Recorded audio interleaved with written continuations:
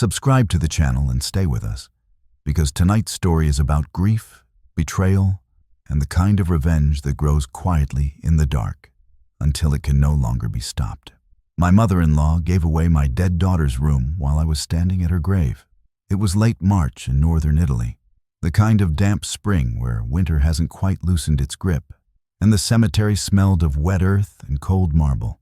I had brought yellow tulips because Sophia loved bright colors, even when she was sick, even when everything hurt.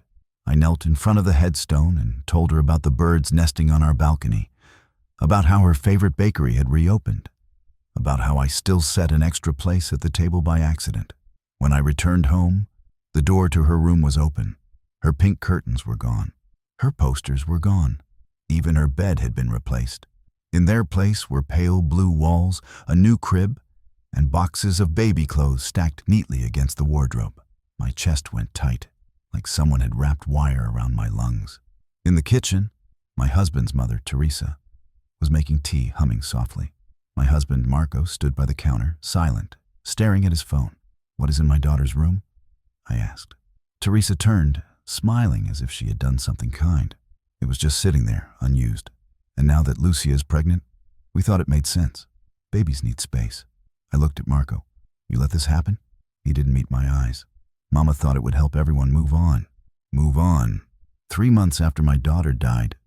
3 months after leukemia took her while I slept in a chair beside her hospital bed, counting her breaths and praying I could trade places. I felt something inside me crack. Not loudly, not violently, but completely. That night, I slept in the living room. I listened to Teresa walking through the apartment as if it already belonged to her, planning, rearranging, organizing my grief into something more convenient for the family, because that was always her way. Teresa had ruled this family for decades. She controlled Marco's father until his heart gave out at 58. She controlled Marco's sister Lucia, who never made a decision without calling her first. And slowly, subtly, she had been controlling my marriage too. Even Sophia's illness had become about Teresa. What doctors she trusted, what treatments she approved, and which prayers were said, which visitors were allowed. When Sophia died, Teresa took over the funeral arrangements before I could even choose the flowers. I told myself she meant well. I told myself she was grieving too. But grief does not erase cruelty. It reveals it. I went back into Sophia's old room late that night. I opened drawers and found her drawings missing. Her stuffed rabbit gone. Even her tiny bracelet from the hospital was no longer there. They hadn't just changed the room. They had erased her. The next morning, I packed a bag and left. Marco didn't stop me. Teresa didn't even pretend to be surprised. I moved into a small apartment near the Po River, where fog rolled in thick and quiet in the mornings, and the silence felt like mercy. That's where I started thinking. My family has never been powerful, but we are patient. My grandfather survived losing everything after the war and rebuilt his life brick by brick. My mother stayed in a loveless marriage for 20 years, quietly saving until she could leave on her own terms. I inherited their endurance and their memory. Teresa believed she was untouchable, respected in the neighborhood, adored by her church group, admired for raising such a perfect family. But I knew things. I knew how she had manipulated Marco into signing over partial ownership of his father's business before his death. I knew about the unpaid taxes. I knew about the false disability claims she had filed years earlier. And now, I had time. I contacted a lawyer, not about divorce, not yet, about financial records, about inheritance laws, and about fraud investigations. Then I started visiting Teresa's friends, quietly, kindly, under the excuse of grief and loneliness. I let slip stories, innocent questions, carefully chosen doubts. Did you know Teresa handled all the business accounts after Carlo died? Is it normal for pensions to continue after someone passes? Maybe I'm just confused. Everything feels strange lately. Rumors don't spread like fire. They spread like mold, slow, silent, unstoppable. Meanwhile, I kept visiting Sophia's grave. I told her everything I was doing. I promised her that she would not be replaced, that her place in this world mattered, even if her own family tried to forget. By summer, authorities were reviewing Teresa's financial records. By autumn, Marco's business accounts were frozen. Lucia's husband pulled out of the family investments to protect himself. The family started tearing itself apart. Teresa accused everyone of betrayal.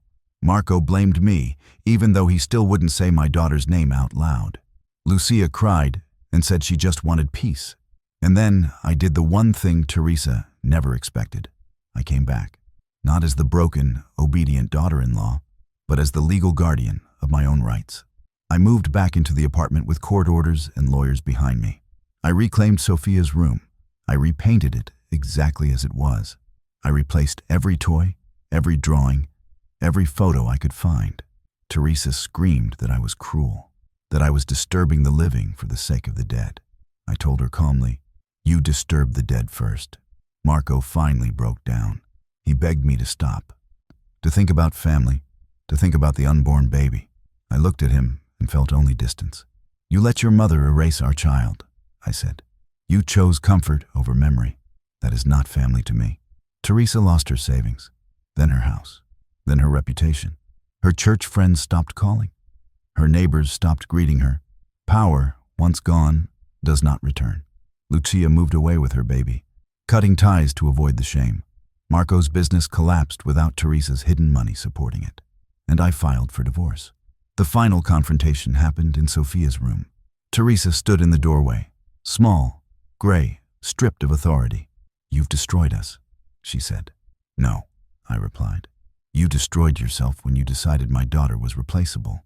I moved out for the last time a week later. I bought a small house near the hills where wildflowers grow even after harsh winters. I turned one room into a memorial for Sophia, not a shrine of pain, but a place of color and light, where her laughter still felt close. Sometimes people tell me I went too far, that grief makes people do terrible things, that forgiveness would have been healthier. Maybe they're right. But forgiveness does not protect the memory of a child. Action does. And when I stand by Sophia's window and watch the wind move through the trees, I know one thing with certainty. She was not replaced. She was not erased. And I did not stay silent.